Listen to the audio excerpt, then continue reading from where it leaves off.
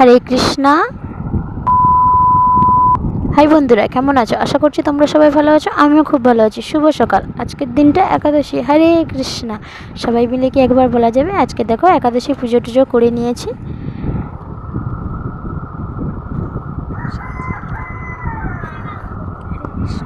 আর এদিকে পুজো করে বসে গেছি প্রসাদ পেতে।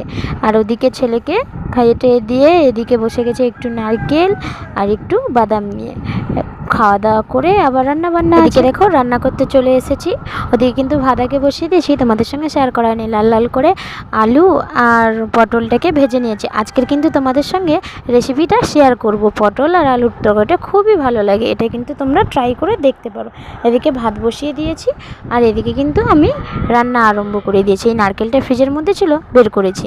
আর সঙ্গে রান্নাটা শেয়ার করছি নিরামিষ, একদম নিরামিষ। আজকের একাদশী পটল আলুর তরকারি নারকেল দিয়ে। প্রথমে দিয়ে দিলাম সরিষার তেল। আমি ক্যাপটাই খুলতে পারবো।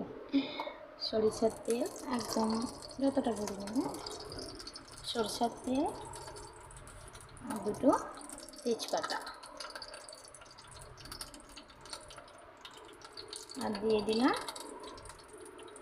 আমার এমনই সমস্যা, জিরা ফোড়ন। জিরা, 5 ফোড়ন না, আমি দিব জিরা দিয়ে এটাকে একটু নেড়ে নিই। দিয়ে চলে যাব মেন মশলা। এই মশলাটার মধ্যে আছে আদা বাটা, আর আদা বাটা, টমেটো বাটা, জিরে বাটা, বাদাম। এই বাদাম, আদা, টমেটো, জিরে সবগুলো আমি একসঙ্গে বেটে নিয়েছি। একটু সম্রানা হোক, 5 মিনিট মতো সম্রানা হোক। এদিকে দেখো কিন্তু ভাত ফুটে গেছে, টুকবুক টুকবুক করে ফুট দিচ্ছে। আর এদিকে আমি এটা হয়ে গেছে একটু লাল লাল টাইপের। বাস, এর মধ্যে আমি দিয়ে দেবো, এখানে দেখো পরিমাণ মতো লঙ্কা, হলদি, লবণ, তিনটেই দিয়ে দেবো।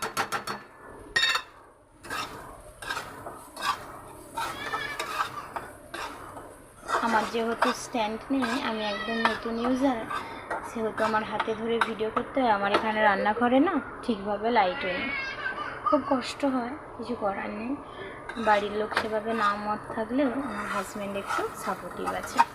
আর সেরকম শাশুড়ি অতটা না, যোজ্জার ক্ষেত্রে।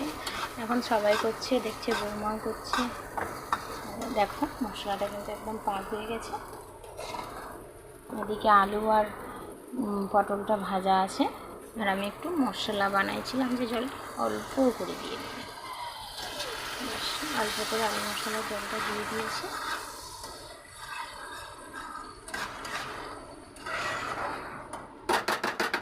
এই অবস্থা দেখো, দিয়ে এটা একটু ঢাকা দিয়ে দেবো, একটু লো ফ্লেম করে। এদিকে ভাতটাও ফুটে এসছে। ওদিকে দেখো তরকারির মধ্যে তেল ছেড়ে গেছে। 5 মিনিট পরে ফিরে এলাম। আর ওদিকে না পাশের বাড়ির সেই পুচু সোনা, তার মা চান করাচ্ছে, আনছে। তরকারির মধ্যে বেশ তেল ছাড়া ছাড়া ভাব হয়ে গেছে। দেখো খুবই সুন্দর মাখামাখি হয়ে গেছে। আর এদিকে নারকেল কুড়োটা দিয়ে দেবো। দেখো ফ্রিজের মধ্যে স্টক করে রাখা নারকেল ছিল, ওই কুড়োটাকে আজকে সব দিয়ে দেবো। নারকেল কুড়ো দিয়েই আজকে নিরামিষ পটল আলুর তরকারিটা বানাবো। আজকের হাজব্যান্ডকে বললাম, বর কি খাবে? বলছে তুমি নিরামিষ, তোমার আবার একাদশী, তুমি যেটা পারো করো। এবার দিয়ে দেবো আলু আর পটলটা। বলছে তুমি যা পারো করো। ওই জন্য আমি আজকে বানাচ্ছি আলু ভাতে আর পটলের তরকারি। এটাকে ভালো করে নেড়ে চেড়ে কষাতে দিব 10 মিনিট। দেখো কষিয়ে কিন্তু জল দিয়ে দিয়েছি। আজকে শাশুড়ি বলছে, বৌমা আজকের যেহেতু আলু ভাতে আর একটা সবজির তরকারি, একটু সবজিটার মধ্যে জল মানে ঝোল ঝোল টাইপের রেখেছে, তাই একটু বেশি পরিমাণে জল দিয়েছি।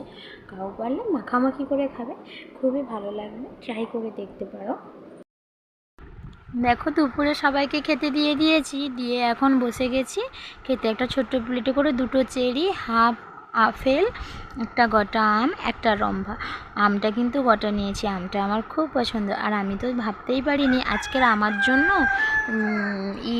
ফল নিয়ে আসবে। আমি জানি যে এই নারকেলটুকু আছে, বাদামটুকু আছে, ওটা দিয়েই সেবা করে নিই।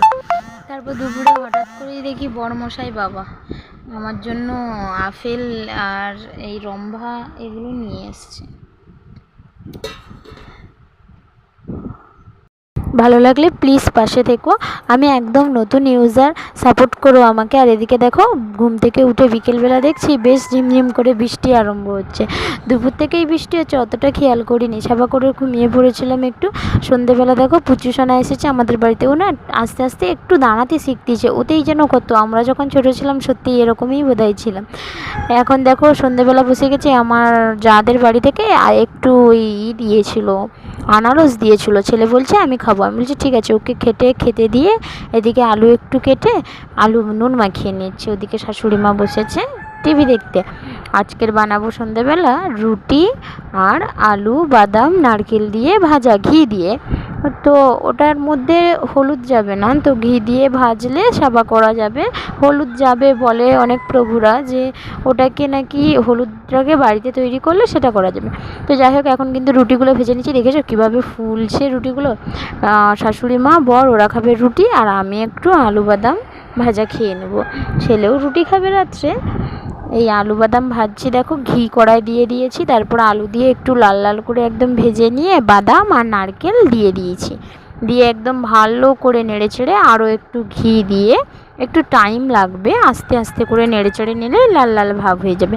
আর এদিকে দেখো সন্ধেবেলা পুচিসোনাদের বাড়ি থেকে দিয়েছে আলুর দম আর লুচি, কারণ বৃষ্টি হচ্ছে, আমরা পাশাপাশি থাকি। খুব ভালো লাগলে সাপোর্ট করবেন, পাশে থাকবেন। টাটা।